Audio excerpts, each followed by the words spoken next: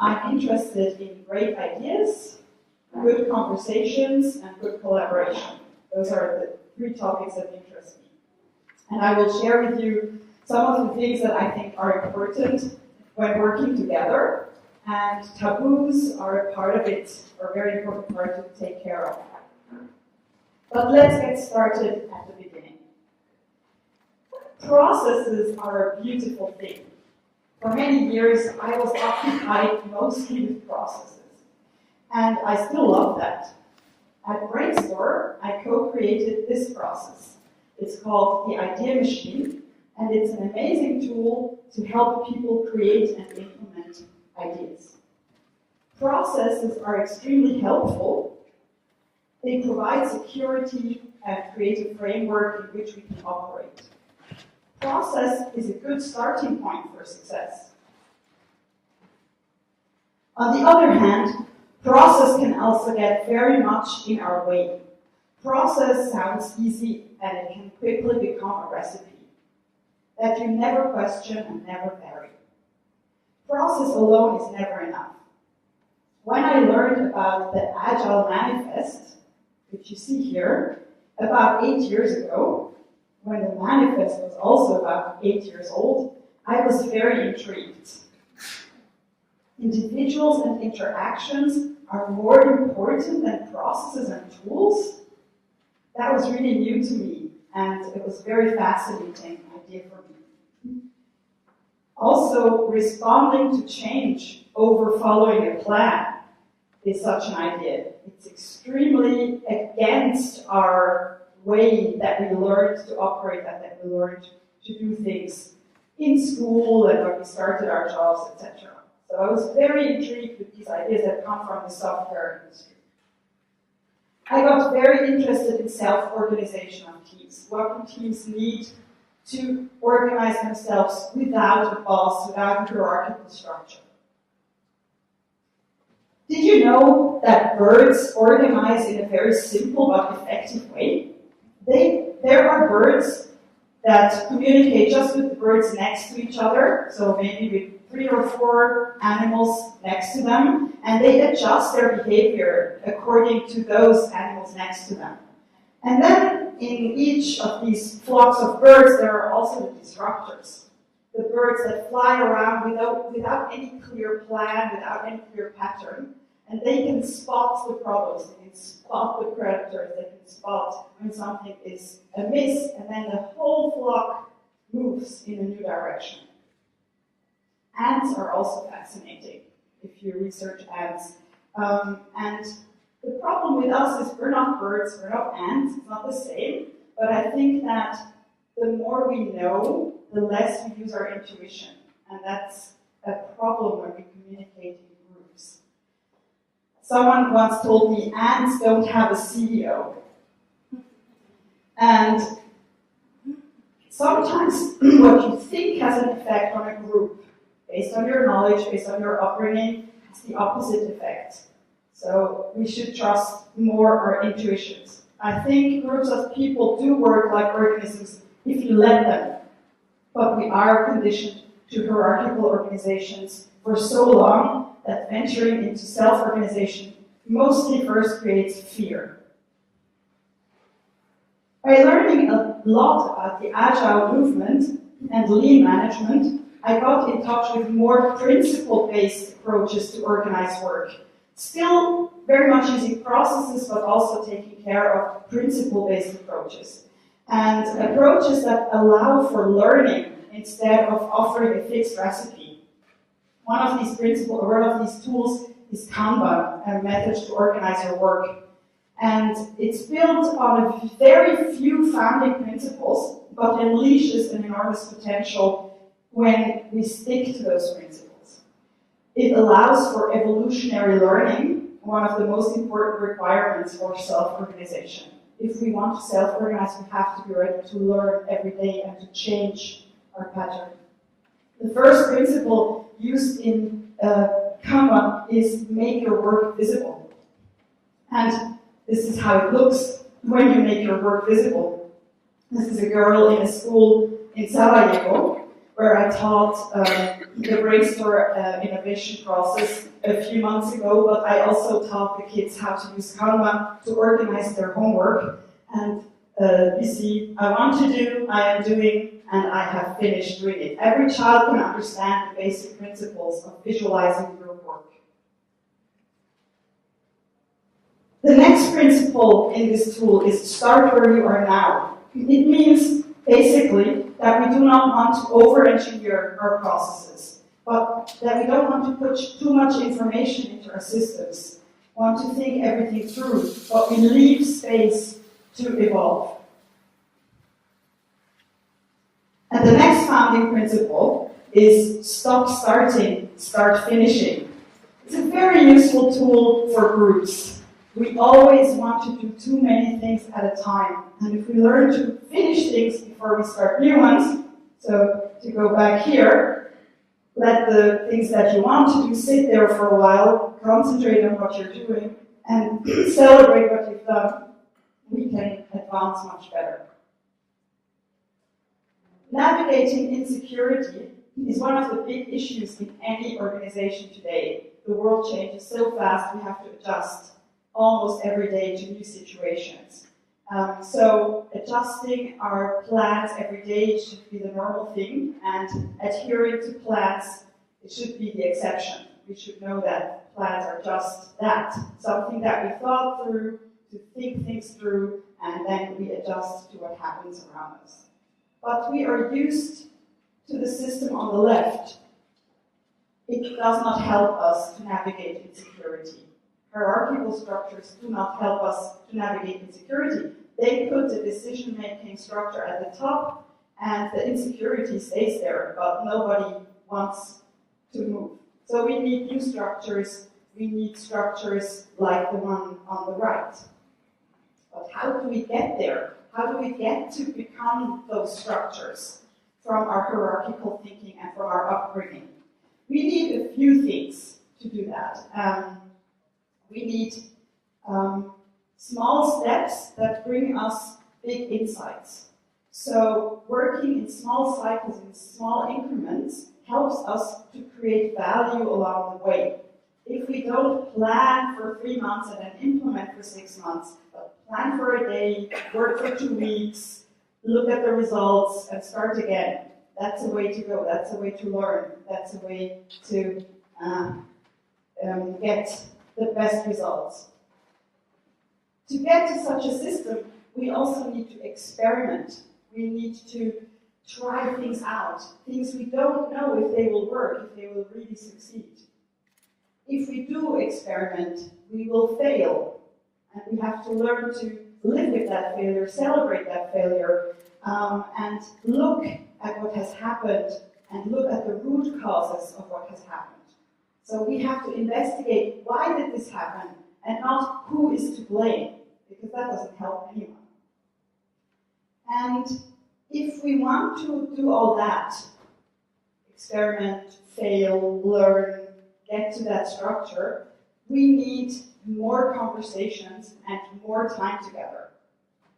The Agile Manifest says that people and interactions are more important than processes and tools. So the most important principles for working together are these two. Have meaningful conversations about work, or just have meaningful conversations. But even for me, as someone coming from a process foundation and having learned a lot about these things, doing these two things often feels uncomfortable. And I think that's also a bit of a taboo. People say, we don't want to spend too much time in meetings, but often what they mean is, I feel uncomfortable being vulnerable, talking about myself, and letting on certain things, which you can only do if you meet, and you can't hide behind your computer. We're used to avoiding conversations in organizations because we have all these processes, because we have an email client, because we can send messages on Slack or wherever, but these are just tools that can help us. They don't take away the need for conversations, where we get together and have to talk. Although I know all this, and I teach it to teams, also a bit of a taboo for me to say that. I know this and I experience it every week that I don't do it, every week. So every one of us thinks, again, has to do with the hierarchical structures, that we can solve these problems in easy ways, but to do great things together, we need to have those conversations. And if we need conversations, we need courage, because we can really talk a lot about things on a very superficial level without going deep. That doesn't help a team. Having conversations and meeting others requires courage. It requires leaving our comfort zones, making ourselves vulnerable, and showing up, really showing up as the people we are in the teams that we work in. Only in teams where I can really do that can I feel safe, and only if I feel safe can I experiment, look at root causes, and investigate how we can do better. Slowly and with a distinct feeling of unease, I started stepping out of my comfort zone when I realized this. And I started investigating what teams need in addition to process and great principles to succeed. One thing teams need is a purpose. They need to know why they are doing what they are doing.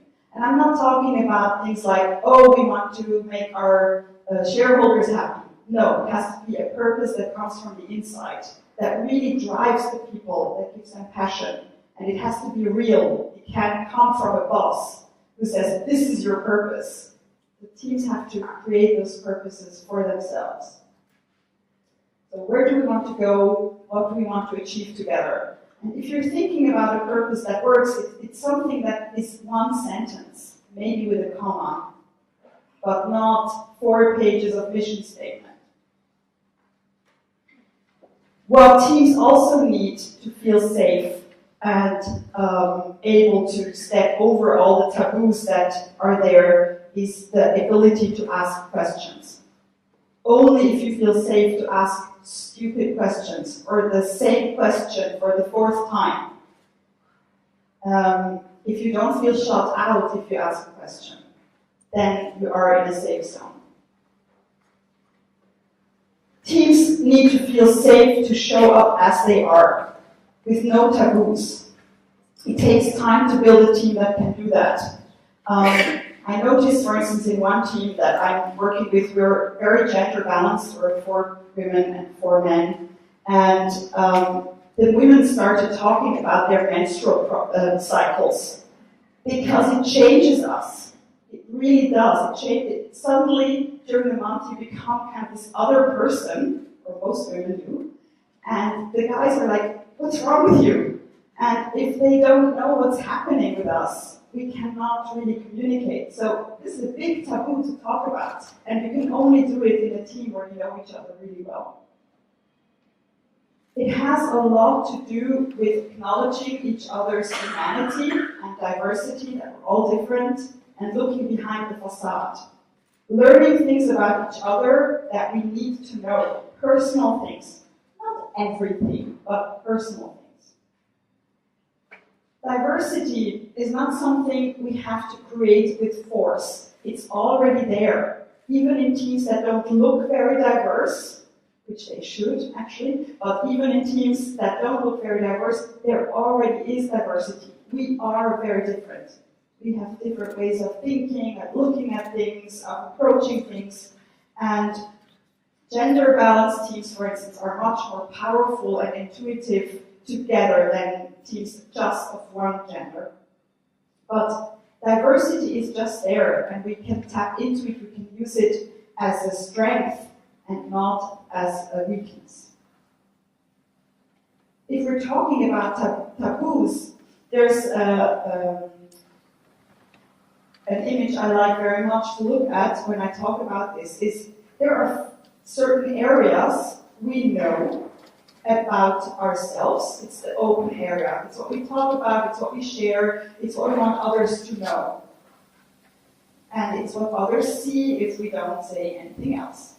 Then there's the hidden area. So the area where we can self-disclose or expose things that others don't know. And they are unknown, this is the area that's unknown by others, but we can disclose things from there. And it's important to do that.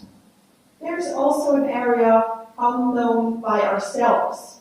Things we don't know about our own behavior, how we are seen by others, or things we are not aware of.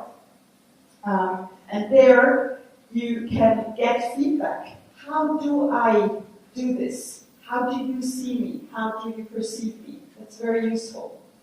And then there's the unknown area where others' observations and self-discovery and things I'm learning about myself and others can expand the field of knowledge about myself and others.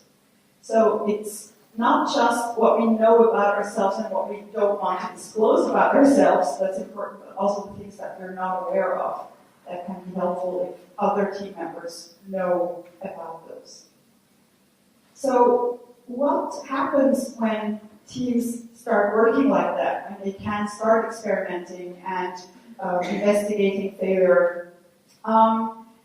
Teams who trust each other, who have a purpose and bring their strengths and flaws into the process. Flaws often are also strengths. It's important to say that. If we bring those to the table, we are more able to create good ideas and to merge these ideas into something new. These teams do not see the members as competitors, but as people who can create something together. Those teams are also much more likely to say yes and to an idea. To say, oh, this is great and it makes me think of something else and let's do it this way, rather than, oh, don't bother me with this idea because it will just bring trouble, which happens a lot in teams who don't experiment. These teams begin with yes. They know that they approach each other in a positive way, they approach problems in a positive way, they approach challenges in a positive way, but because they know each other well, they also know where their limits are, the personal limits. They know when to say no. This is too much for me, I need to back out, give me a break. Things like that also are taboos. You know, I have too much on my plate, I can't handle this.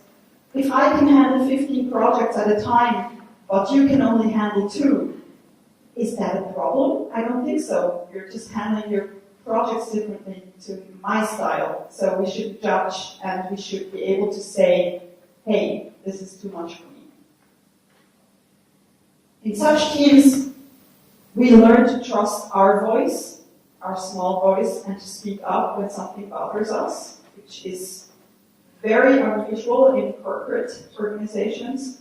And we start trusting the small voices in the team too. In each team there are people who don't speak up so often, who don't say much, but when they say something, it's when it really matters.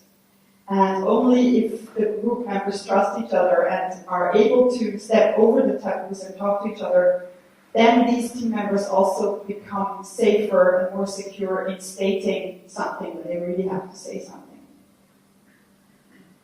Teams like that know that harmony needs clarity. They make their agreements explicit. They make sure that they have something like a manifest for working together, in addition to the purpose. What are our rules? How do we operate here?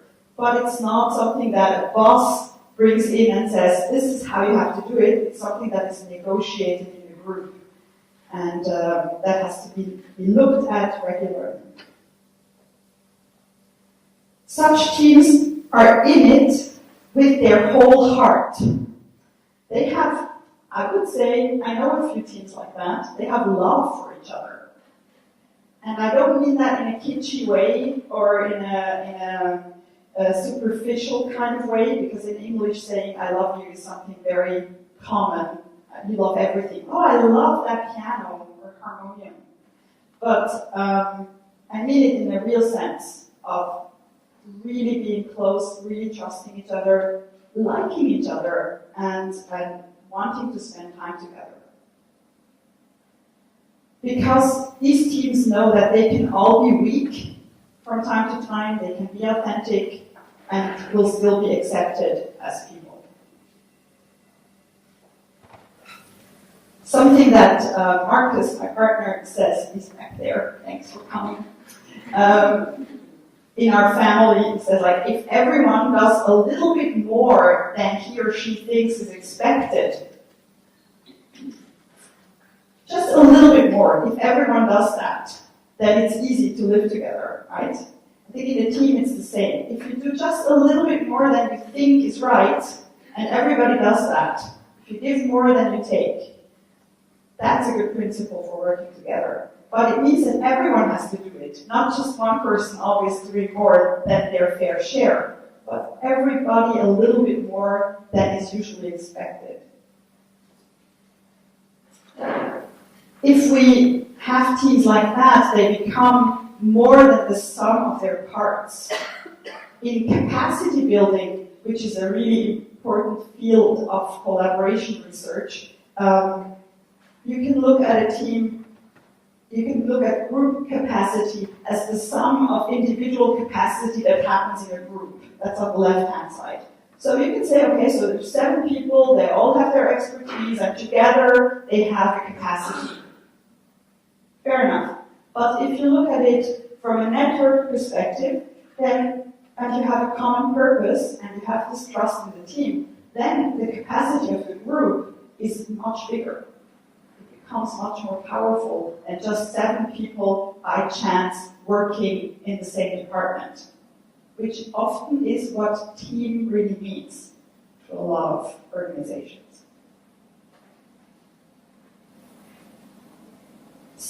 What teams need to be able to do all that is a bit, we have to cut them some slack. We have to give them a little bit of space. So one of the things that is important is that motivation and perseverance are more important than skill.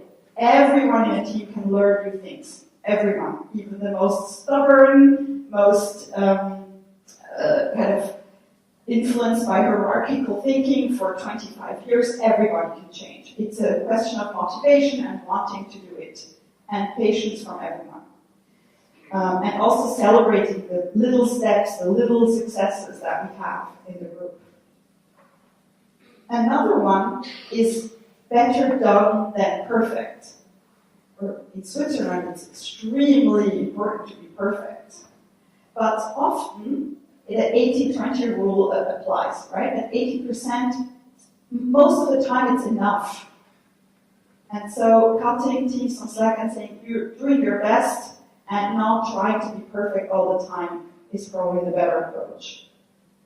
Teams like that also need to take decisions. They need to take decisions without going through a hierarchical process and asking 10 bosses of bosses of bosses for permission. So it's easier to obtain forgiveness than permission. Try something out, experiment, take a decision, and as a group, celebrate the failure if it doesn't work. This one is also helpful. Taking a decision is more important than taking the right decision.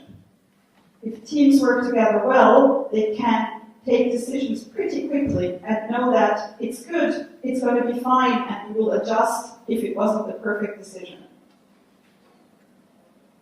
A team like that believes in the impossible and makes it possible. And it tries till it flies. I'm interested in ideas, collaboration and self-organization, and in outstanding journalism, German. And you can find me here if you want to have a conversation with me about these things. And I'll be happy to answer your questions.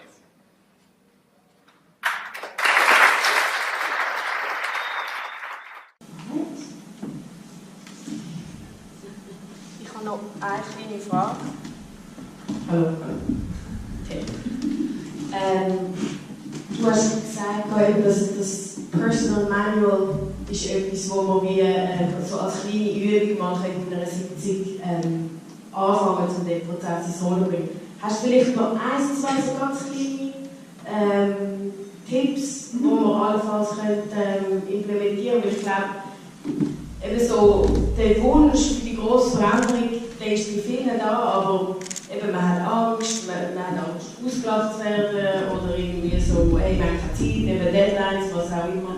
Vielleicht hast du uns da noch 1, 2 Tricks. 2 Tricks aus der Trickkiste. Okay.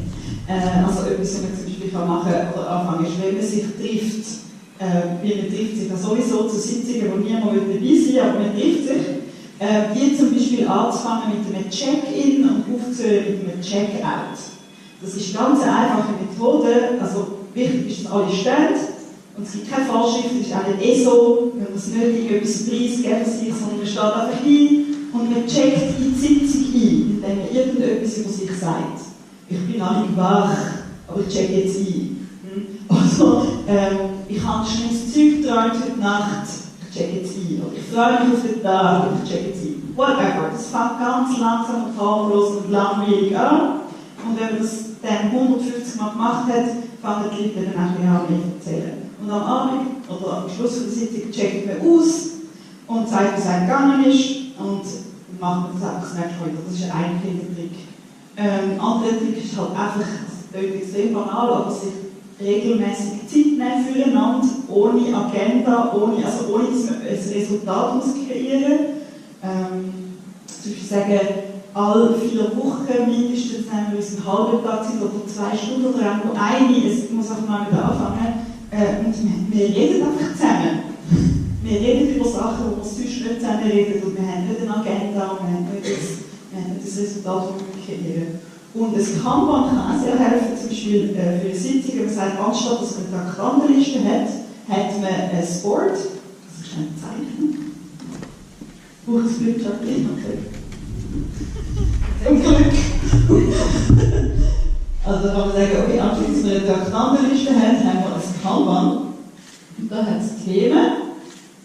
Hat etwas Post-it.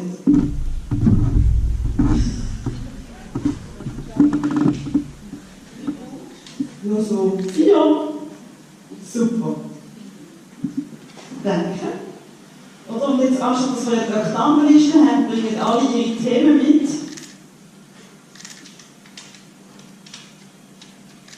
Und das tönt nach einem extrem kleinen Unterschied. Der Unterschied ist riesig, wenn ich nicht weiss, aha, die Traktandenliste ist mir geschickt worden und wir fangen oben an, wir hören unten auf, sondern hat halt da 4 Themen. Die Leute haben 20 Leute haben die mitgebracht und jetzt sagt der Moderator oder Moderatorin, das ist übrigens auch eine wichtige Rolle in Teams. Du, mit was haben wir anfangen? Sagt jemand, ja, lass uns doch mit dem anfangen, das ist glaube ich am wichtigsten. Bespricht man das? Weiss man jetzt immer über das reden? Dann hat man es besprochen und dann hat man zum Beispiel noch draufgeschrieben, was man beschlossen hat. Dann kann man wieder fragen, und was machen wir jetzt als nächstes? Das ist ein Flow-System. Und das macht einen riesen Unterschied, weil die Leute fühlen sich viel weniger ängstlich, haben weniger Panik im Sinne von, oh, jetzt müssen wir alles durchpauken, sondern sagen, wir haben 2 Stunden Zeit, mit was wollen wir uns jetzt befassen? Und vielleicht braucht man mal mega lange ein Thema, man fühlt sich nicht gehetzt und nicht gestresst, weil man noch 100 andere Sachen auf der Liste hat, including Varia, wenn man das besprechen. Das ist auch so ein kleiner Trick, den man machen kann.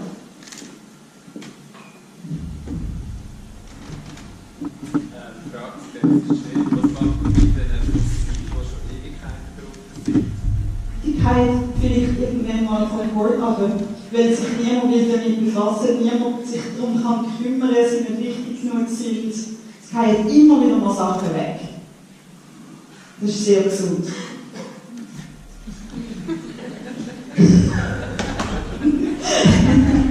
Es hat x Post-its auf allen Boards, wo man das Gefühl hat, man müsse sich darum kümmern. Und de facto, wenn man darüber redet, im Meeting, ist das jetzt wichtig und man sagt 20 Mal nein, ich kann mich mal darüber reden, muss ich es da noch hängen? Oder ist es einfach, weil wir das Gefühl haben, dass es wichtig ist, wenn vor 3 Monaten? Oder man kann es vielleicht neu formulieren. Das hilft auch nicht. Letzte Gelegenheit. Okay, danke vielmals, Nadja. Gerne schön.